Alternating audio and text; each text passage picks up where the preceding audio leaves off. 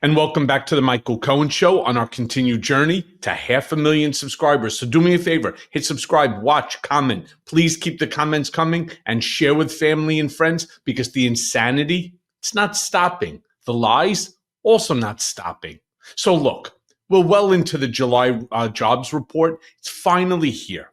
And it's absolutely brutal for Trump and this administration. I mean, one of the things it's showing, layoffs across the United States this year, it climbed to the highest point since the pandemic in 2020. Now with the United States only, right, aging 73,000 jobs in, which is far below expectation, the unemployment rate rose to 4.2%. Now, May and June payrolls were revised down by a collective 258,000, painting a truly troubled picture for our economy. Here's the problem. It gets worse. The revisions for May and June are absolutely devastating. And the stupidity that you're hearing from insiders at Trump, oh yeah, it had to do with the way that they were reporting it and so on. Let me be very crystal clear. If you don't know how to do it, say you don't know how to do it. Find somebody who does, because here's the crazy part. May dropped from 144,000 to just 19,000. That's not just an error. That's a colossal freaking mistake. And June went from 147,000 to 14,000. I mean, seriously? Give me a break. Again, we're not talking about a rounding error. Oh, 147 to 145. Okay, I get it.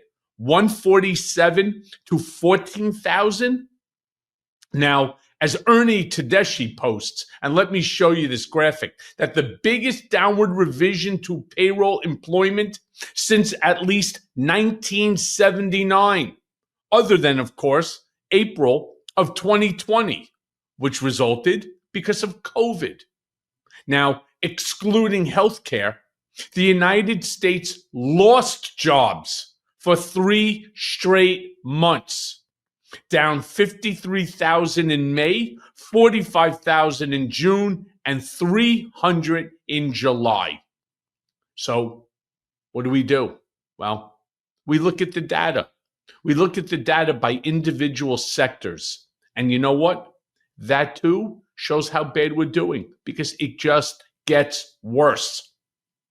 26,000 U.S. manufacturing jobs lost in May and June. All right, undermining this administration's entire tariff game. It doesn't work. All right, every economist, 10 out of 10, turned around and told you this was going to happen. Well, guess what? Here we are, making now 3 straight months of manufacturing payroll declines. Let me go further here, because as economists have the long rights, and let me show you this graphic. This labor market is in trouble.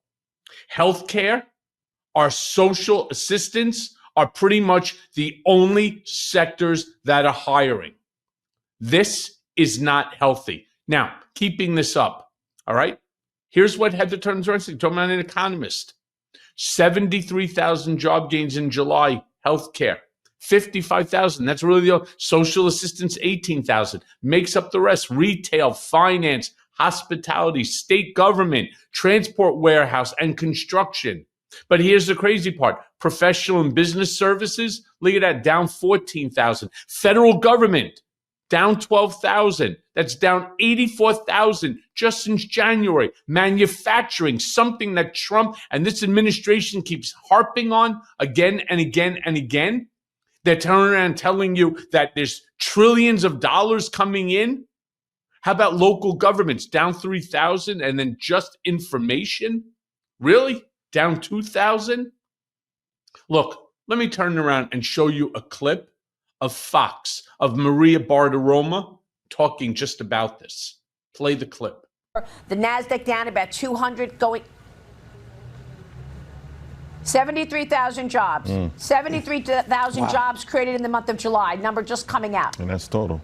4.2% is the unemployment rate, right in line with expectations. Here are the numbers.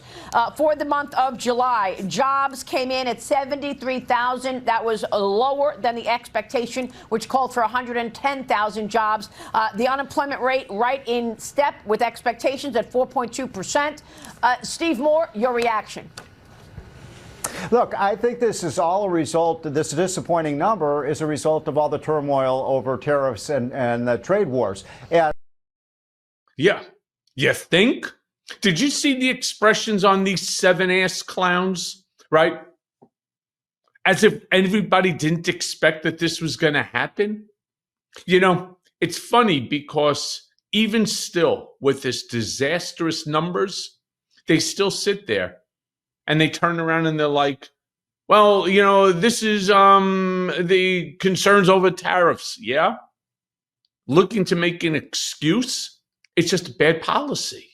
Let me show you how Bloomberg News is reacting to these revisions. Play the clip. Make it up. Anyway, this morning's jobs data came in much weaker than anticipated at 73,000, but it's the revisions that people are really focused on. Those downward revisions put the average rise in payrolls at just 35,000 over the last 3 months. Let's take a deep dive into the data with Michael McKee, Bloomberg's international economics and policy correspondent. And Mike, we were talking off air about how there's always a margin of error when it comes to these figures, but boy, those revisions look really ugly. The revisions are really ugly and really interesting. We had just 14,000 jobs created in June, according to the revised numbers from the BLS. It was 147,000. Took everybody by surprise when we first got those numbers. Private payrolls, only 3,000 in June, 83,000 in the month of July. Private payrolls were 74,000, half of what was created last month.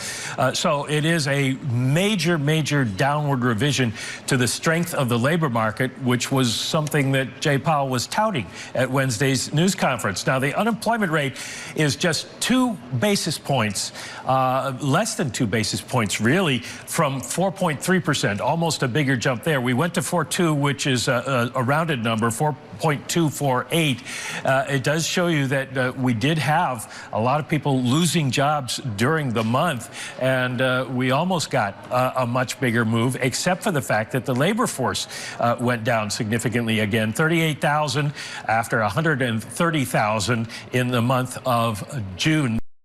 Yeah, this is a real problem, especially try to refer back in your mind to when folks like Scott Bessent or Howard Lutnick sat there touting, or Caroline Levitt touting that the U.S. economy is back. Right? America was almost dead under Biden, but now under the Trump administration, this country is the greatest country in the world, that we are rocking and rolling. Look at the jobs report. Look at how they all did. Now with the revisions, let me tell you one more thing. If this was a company on Wall Street and you had this type of mistake, that company would be under federal investigation. They would be under an FEC investigation, and everyone would lose their jobs. While all this crap is going on, let's check in on just, I don't know, how the stock market is reacting to this. Let me show you the major index graphics. All right. In it, it turns around and it shows you the Dow at this point in time is down almost 600 points. The S&P 500 down 93 points. The NASDAQ down just shy of 400, 1.87% down on the NASDAQ. This is not good news. And when they turn around, they say this is the greatest stock market of all time. Yeah, sure. Tariffs are going to be the downfall. Now, this, of course, comes on the back of Trump's August 1st tariff deadline, with Trump up late last night getting his final revisions in. Let me turn around and talk to you about it, because late last night, the White House, they posted their final reciprocal tariffs with notable increases on countries like Canada, Brazil, India, Taiwan, and a handful more. Let me show you this graphic that came out of the White House. All right. In it, South Korea, 15%, Sri Lanka, 20%. By the way, I couldn't believe it, Sri Lanka. I found a shirt in my closet actually manufactured in Sri Lanka. Switzerland, we're talking about watches there. You're going to see a major increase in wristwatches. Syria, I don't know what we get from Syria. Obviously, Taiwan, electrics, Thailand, clothing, Trinidad, Tobago, Tunisia, Turkey. Get a lot of clothing and stuff from Turkey, too. United Kingdom at 10%. All right, they made a deal there. Venezuela, 15, Vietnam, 20, Zambia, Zimbabwe, both at 15. Let me tell you, again, these are not trade deals. These are numbers on a single piece of paper. I want to remind each and every one of you that trade deals come in about thousands of pages. They're really negotiated at length. Let me just say this again. The outlook, it's looking kind of grim right now. Trump, this administration, trying to divert blame to someone. And who better than too late Jerome Powell, claiming that this mess is his fault. It's that he created this mess. And that as a result of his refusals to lower interest rates and all, well, this is what you get. It's beginning to finally take effect.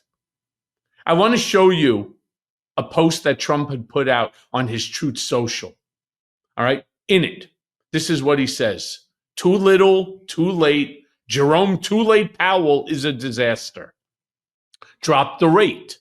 The good news is that tariffs are bringing billions of dollars into the USA.